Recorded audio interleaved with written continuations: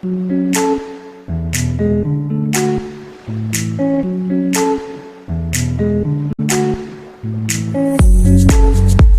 et sœurs en Christ. Nous sommes des frères et sœurs en Christ. Et ce matin, j'aimerais parler de la persévérance du chrétien dans sa marche avec le Seigneur. Et le thème que j'ai donné à ce message, faisons preuve de persévérance. Faisons preuve de persévérance.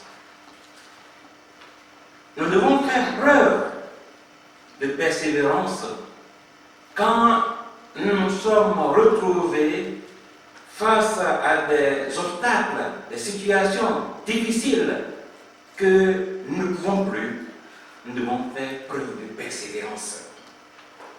Et c'est ça la vie chrétienne. Quelle que soit la nature des persécutions, quelle que soit la nature des obstacles, nous devons faire preuve de persévérance. Nous lisons dans l'Épître aux Hébreux, le chapitre 10, versets 35 à 36, il nous est dit, Hébreux 10, 35 à 36,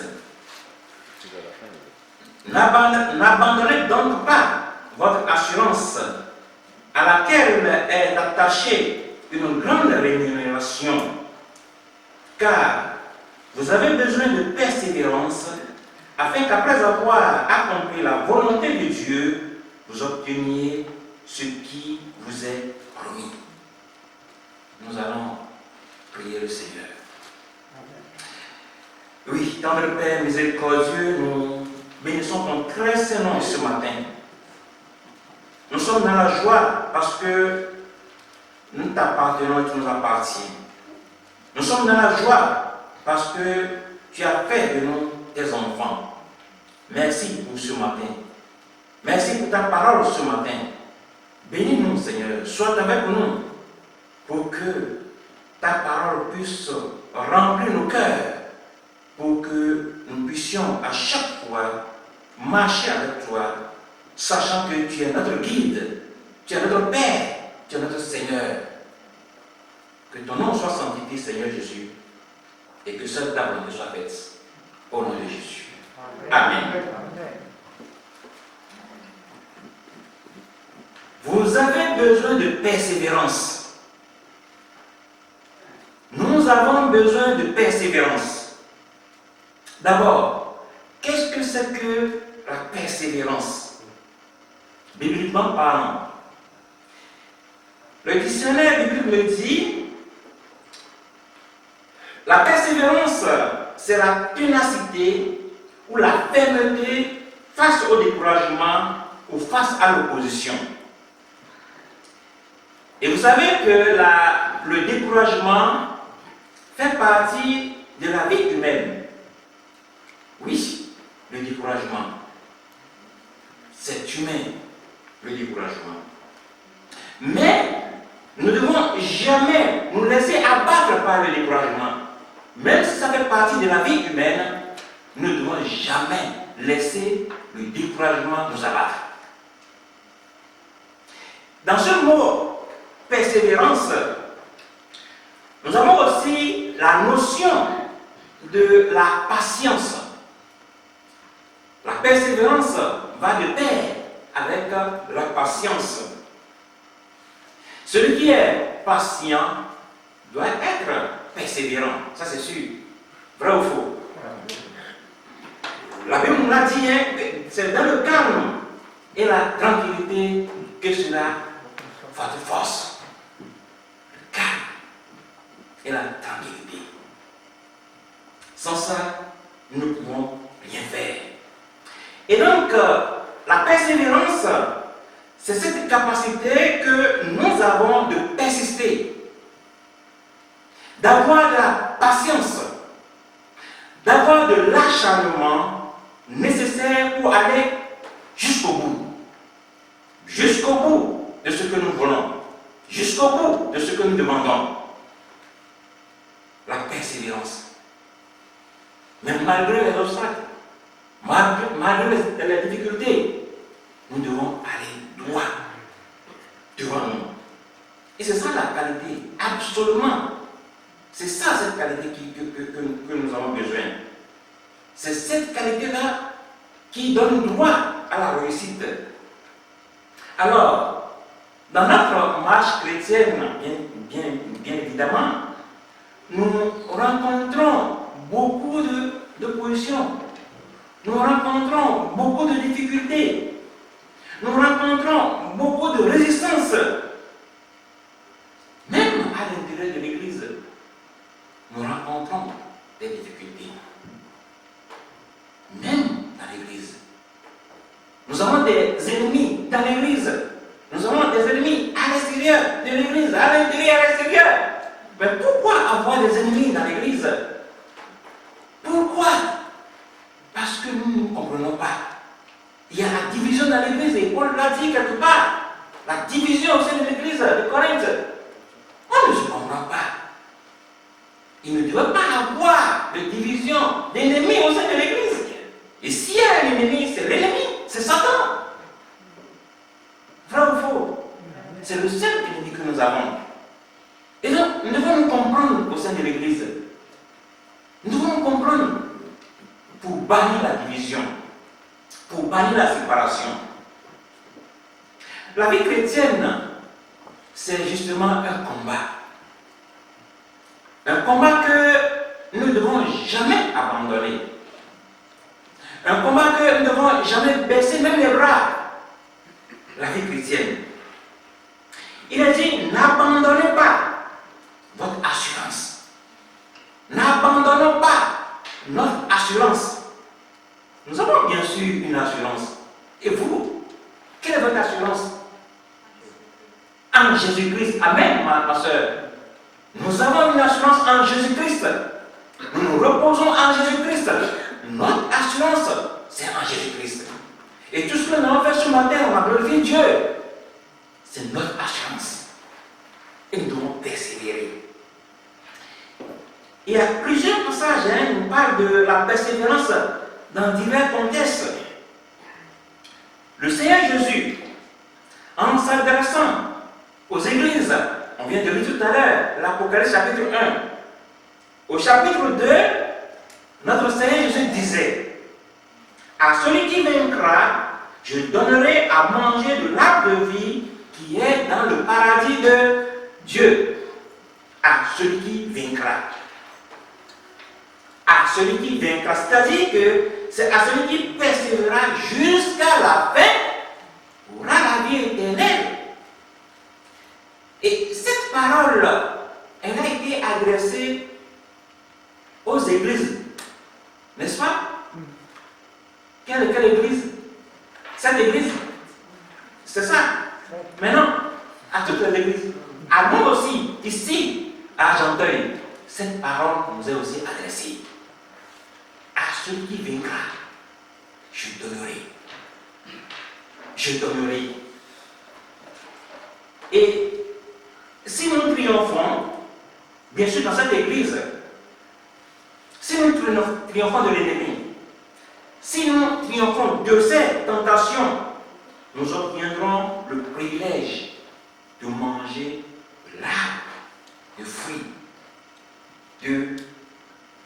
dans le paradis que le Seigneur Jésus nous dit. Et je voudrais juste vous dire, vous vous rappelez en passant que ce arbre de vie dont il est question était justement l'arbre qui était dans le jardin d'Éden. Vous vous en souvenez? C'était cet arbre-là. Il y avait combien d'arbres dans ce jardin? Combien? Ouais, dans ce jardin d'Éden. Oui, combien? Au milieu du jardin. Je voudrais savoir. Dites-le, combien? 1, 2, 3, combien? Il y avait plusieurs. Mais le Seigneur Jésus dit de ne pas toucher à l'arbre. Quel arbre? Au milieu du jardin. Et il y a aussi un autre arbre là. il y a aussi un autre arbre. Cet arbre-là? De vie. Non, il y avait l'arbre de connaissance de mal et du bien, et l'arbre de vie était aussi dans ce jardin-là. Et lorsqu'ils ont désobéi à Dieu, Dieu les a chassés du jardin. Sinon, ils auraient encore tendance à toucher à cet arbre de vie. Et cet arbre de vie de Genèse, nous le retrouvons dans l'Apocalypse. C'est ça. C'est ça la parole de Dieu. L'arbre de la connaissance de vie, l'arbre de la connaissance du mal, du bien et du mal, et l'arbre de vie. Et le Seigneur, Jésus les a chassés parce qu'ils ont désobéi à Dieu et Dieu les a chassés pour ne pas toucher à l'arbre de vie. Et il nous a dit que ce arbre-là, on le retrouve dans l'Apocalypse. C'est ça qu'il faut comprendre dans la parole de Dieu. Bref, ce n'est pas l'objectif ce matin. L'auteur de la lettre aux Hébreux rappelait à ces judéo-chrétiens qui, il n'y a pas longtemps, avaient quitté le judaïsme, la religion juive. Il n'y a pas longtemps, ils ont quitté cette religion. Eh bien, ils ne doivent pas abandonner cette foi-là, ils ne doivent pas abandonner cette assurance-là. Parce qu'il y a quoi? Il y a une grande assurance, il y a une grande rémunération. Et donc, ils ne doivent pas quitter cela. Et vous, est-ce que vous aussi, vous avez toujours l'assurance de votre salut? Ça, c'est une question. Et ces judéo-chrétiens, au début de leur conversion, ils avaient du zèle pour le Seigneur. Ils partageaient leur bien entre eux. Ils venaient au secours des frères et sœurs qui sont en difficulté. Ils allaient même en prison pour soutenir les frères chrétiens qui sont en prison. Et ils se rappelaient même de la parole de Jésus qui disait: j'étais en prison, vous êtes venus. Eh bien, toutes les fois que vous faites cela à l'un de ces petits, c'est à moi. Et donc, ils avaient conscience de toutes ces choses-là. Ils se rappelaient de ces paroles-là. Et ces judéo-chrétiens, ils faisaient tout pour plaire au Seigneur. Mais étant rendu compte que la persécution était forte, la persécution était très très forte, ils ont tendance de baisser les bras. Ils ont tendance de se refroidir. Et le découragement a pris leur cœur. Et ils voulaient retourner dans le monde. Et c'est d'ailleurs l'objectif même le but même de l'épître aux Hébreux. Pour les renforcer, pour leur dire de ne pas abandonner la foi qu'ils ont embrassée un jour, de ne jamais abandonner. Et c'est l'objet même de cet épître. Au début de la vie chrétienne, justement, nous sommes remplis de zèle. Nous sommes remplis de joie. Nous sommes prêts à tout supporter. Nous sommes prêts à aller évangéliser. Et oui, ça a été dans ma vie aussi. La première fois que j'ai reçu le Seigneur, on aime aller évangéliser. On aime aller dire aux gens, le Seigneur vous aime. Et à un moment donné, on commence à se refroidir. On commence à se refroidir. Mais la vie chrétienne, c'est pas ça. La vie chrétienne, c'est d'aller de l'avant.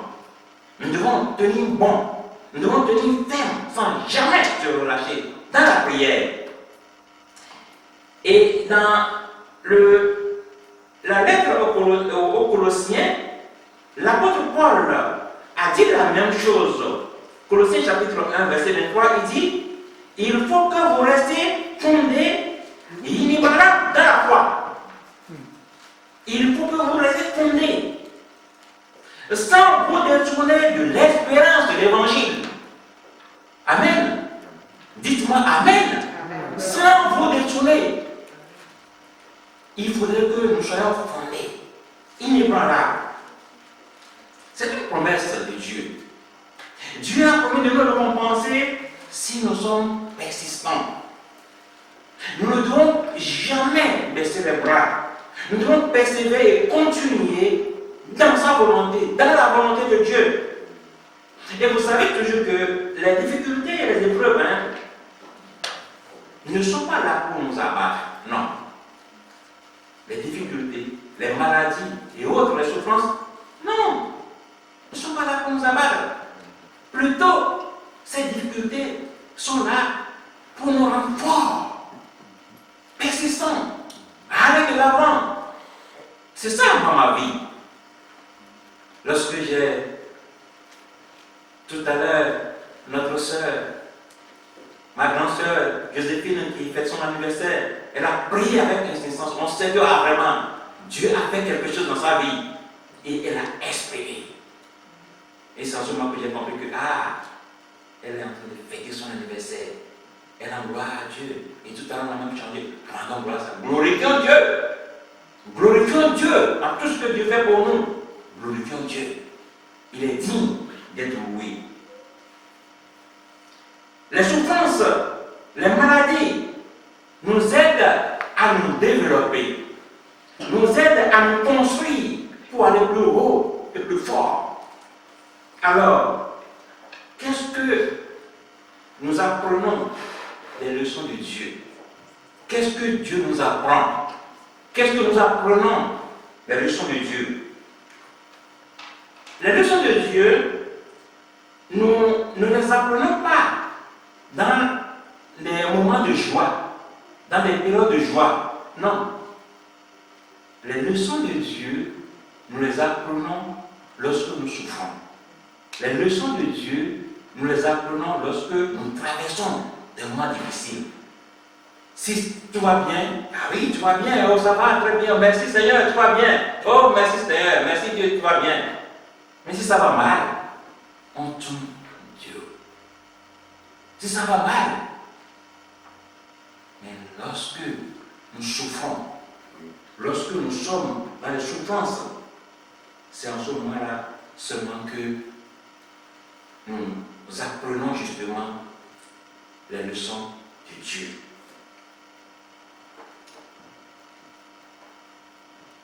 L'auteur aux Hébreux nous dit, vous avez besoin de persévérance. Vous avez besoin de persévérance. Pourquoi avons-nous besoin de persévérance? Nous avons besoin de persévérance parce que c'est en persévérant que nous obtenons la victoire. L'apôtre l'a dit en Romains 5 et 4. Et regardez la vie de Jacob, ce n'est pas de Jacob. Regardez ce que Jacob déclara lorsqu'il luttait avec Dieu. Il dit, je ne te laisserai point aller, que tu m'aies béni. Je ne te laisserai pas aller, que tu m'aies béni. Ça c'est dans Genèse 32. Jacob a lutté avec un inconnu. Il a lutté durant toute une nuit. Un inconnu qui est venu dans la nuit noire pour l'attaquer, si je peux dire ainsi. C'est cet inconnu qui a déclenché la lutte avec Jacob. Et cet inconnu, c'était Dieu lui-même. C'était Dieu qui était venu, c'est lui-même qui a déclenché cette lutte. Et Jacob a lutté jusqu'au matin. Il a tenu bon jusqu'au matin. Et lorsqu'il a su que cette force n'était pas une force ordinaire, Jacob a tenu. Jacob a dit non, cette force-là qui lutte avec moi, ce n'est pas une force ordinaire. Il faudrait que je résiste. Et Jacob a tenu bon. Il a frappé à la hanche. Mais il s'est accroché jusqu'à obtenir la bénédiction. Jacob s'est accroché à cet inconnu-là. Pour avoir quoi? La bénédiction. Et le inconnu dit, mais je dois partir. Je dois partir. Jacob dit non, je ne te laisserai pas. Je ne te laisserai pas. Est-ce que nous aussi, nous cherchons Dieu de cette manière? Est-ce que nous prions jusqu'au sang? Notre Seigneur Jésus-Christ a prié jusqu'au sang pour que nous ayons la vie éternelle. Pour que vous ayez la vie éternelle. Il a prié jusqu'au sang. Est-ce que nous, Jacob avait la hanche emboîtée, mais il s'est accroché à Dieu. Qu'est-ce que Dieu a fait? Dieu lui a demandé quoi? Quel est ton nom? Quel est ton nom? Toi qui luttes avec, quel est ton nom? Est-ce que Dieu ne savait pas le nom de Jacob? Hein? Mais quand même, il a demandé quel est ton nom? Jacob a dit, je suis Jacob. Ah, tu es Jacob. Tu es Jacob. Vous savez ce que ça veut dire Jacob? Hein? Le Jacob, le supplanteur, le trompeur. Oui, c'était Jacob. Mais Dieu a changé. Qu'aujourd'hui, on va plus t'appeler Jacob, mais Israël. Est-ce que vous savez la signification d'Israël? Israël dit quoi? Hein? Lutteur avec Dieu. Ce n'est pas lutteur avec Dieu. Ce n'est pas lutteur contre Dieu, lutteur avec Dieu. Il a lutté avec Dieu. Pour faire quoi? Pour obtenir la bénédiction. C'est ça les valeurs spirituelles qui est dans ce passage. Nous devons lutter. Continuons toujours de lutter pour avoir la bénédiction. Sans ça, nous ne pouvons pas aller de l'avant. Et nous devons aller de l'avant. Bien-aimés, frères et sœurs en Christ, combien de fois nous sommes accrochés de cette manière-là à Dieu pour demander la même chose? Combien de fois? Une fois, deux fois, trois fois, peut-être quatre fois. Mais non. Jusqu'à ce que nous obtenions ce que nous demandons. Jusqu'à ce que, et la Bible dit, Dieu fait au-delà de ce que nous demandons, de ce que nous pensons d'ailleurs. Dieu fait au-delà de ce que nous pensons. Vous imaginez que Dieu peut faire au-delà de ce que moi je pense? Quel Dieu extraordinaire nous avons. Persévérons dans la prière. Persévérons. La persévérance produit la victoire dans les épreuves. Et en persévérant dans les temps difficiles, eh bien, nous nous fortifions nous-mêmes. Nous fortifions notre foi. Si nous persévérons dans la maladie, si nous persévérons dans la souffrance, nous fortifions nous-mêmes notre foi. Et c'est ce que nous devons faire. Nous devons fortifier notre foi nous-mêmes. La Bible dit, je puis tout par celui qui me fortifie. Jacques nous dira, en Jacques 1,22, mettez en pratique la parole de Dieu. Et ne vous contentez pas de l'écouter. Ah oui, c'est aussi une exhortation à persévérer dans la foi. Une exhortation à persévérer dans la vie chrétienne. C'est aussi une mise en garde. Une mise en garde à ce que nous ne devons jamais nous relâcher. Nous ne devons jamais nous contenter seulement d'écouter la parole de Dieu, mais nous devons mettre la parole de Dieu en pratique. Nous devons mettre la parole de Dieu en pratique. Et ceux-là qui écoutent la parole de Dieu et qui ne le mettent pas en pratique, ils se trompent eux-mêmes. Regardez ce que Jacques continue de dire au verset 25 de Jacques 1. Il dit, mais celui qui aura plongé les regards dans la loi parfaite, la loi de la liberté, et qui aura persévéré, n'étant pas un auditeur oublié, mais se mettant à l'œuvre, celui-là sera heureux dans son activité. Amen. Celui qui aura plongé ses regards dans quoi? dans la parole de Dieu. La loi parfaite, c'est la parole de Dieu. La loi de la liberté, c'est la parole de Dieu. Et qui aura persévéré. La Bible dit, en se mettant à l'œuvre, ou bien en se mettant au travail de ce qu'il a écouté. C'est ça la parole de Dieu. On se met au travail de ce que nous avons écouté. Combien de personnes peuvent me dire aujourd'hui, ce dimanche dernier, ce qu'on avait prêché, combien de personnes peuvent se rappeler de cela? Je ne sais pas. Nous devons mettre en pratique, nous devons travailler davantage à ce que nous écoutons, la parole de Dieu. Nous devons les mettre en pratique. Et c'est pour ça qu'il voulait justement dire que le chrétien qui persévère à honorer Dieu de toute son âme, de toute sa pensée, et qui persévère dans l'étude de la parole de Dieu, et qui cherche à pratiquer sa vie dans la discipline, eh bien, ce chrétien trouvera son chemin tout tracé. Son chemin tout tracé. C'est la parole de Dieu qu'il a dit.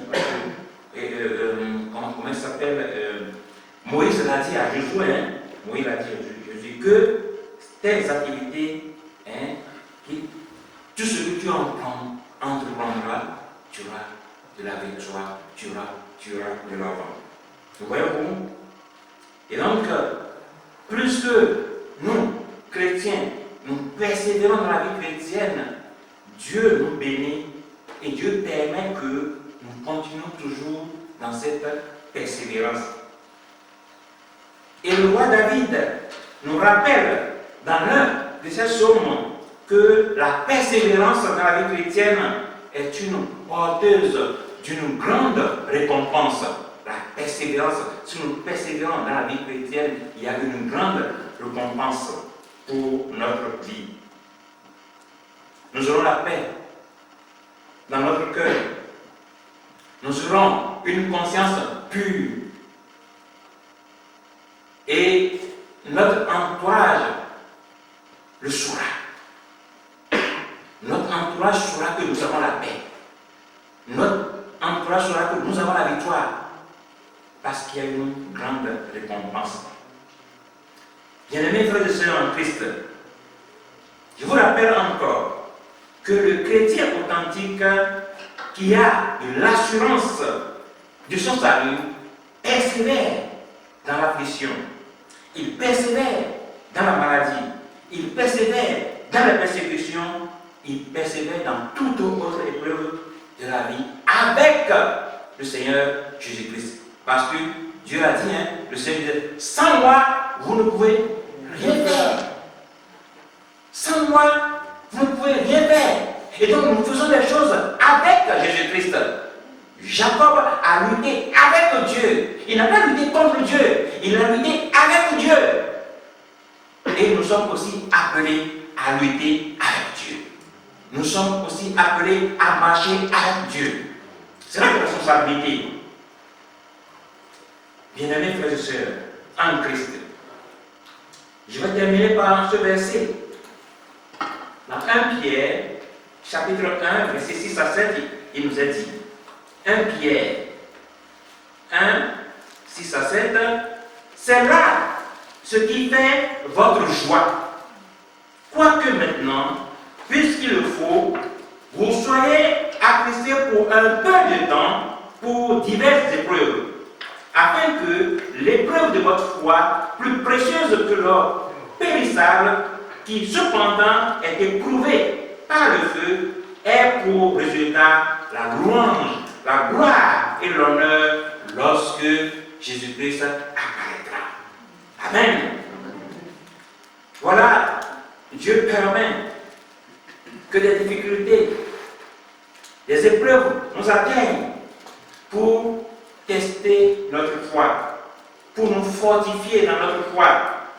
Et comme l'or est éprouvé par le feu, eh bien, de la même manière, notre foi aussi est éprouvée et débarrassée de ces débris. C'est comme cela que cela se passe. Bien, mes frères et sœurs en Christ, nous devons rester persévérants, nous devons rester consistants, nous devons rester fondés, inébranlables, fondés. Je ne sais pas quel mot encore utiliser pour que nous soyons vraiment fermes dans tout ce que nous faisons. Baissons la tête, nous allons prier. Je ne sais pas si ce matin, il y a quelqu'un parmi nous, parce que moi je viens de parler pour les chrétiens, ceux-là qui sont nés de nouveau, ceux-là qui ont donné leur vie à Jésus, ceux-là qui ont décidé de marcher avec Dieu. Je viens de parler avec ces personnes-là. Et s'il y a quelqu'un parmi nous ce matin, que lui n'a pas encore fait la paix avec Dieu, je veux voir s'il y a quelqu'un parmi nous qui n'a pas encore fait la paix avec Dieu, eh bien, je l'invite à lever juste son petit doigt pour que nous puissions vraiment l'aider à recevoir le Seigneur Jésus dans sa vie. Parce que, vous savez, la parole de Dieu dit, le Seigneur Jésus a dit dans l'Apocalypse que je me tiens à la porte. Jésus dit, je me tiens à la porte et je frappe. Et il dit, si quelqu'un entend ma voix, et si quelqu'un ouvre la porte, moi je vais rentrer. Et quelle est cette porte dont parle Jésus-Christ? C'est notre cœur. La porte de notre cœur. Jésus-Christ veut rentrer dans nos cœurs. Et s'il y a quelqu'un parmi nous ce matin, si nous sommes tous des frères et sœurs en Christ, eh bien, persévérons. Persévérons. Que le Seigneur nous bénisse. Je vais inviter le pasteur Aldo de venir ici pour faire la prière de clôture de ce message. Que le Seigneur nous bénisse abondamment.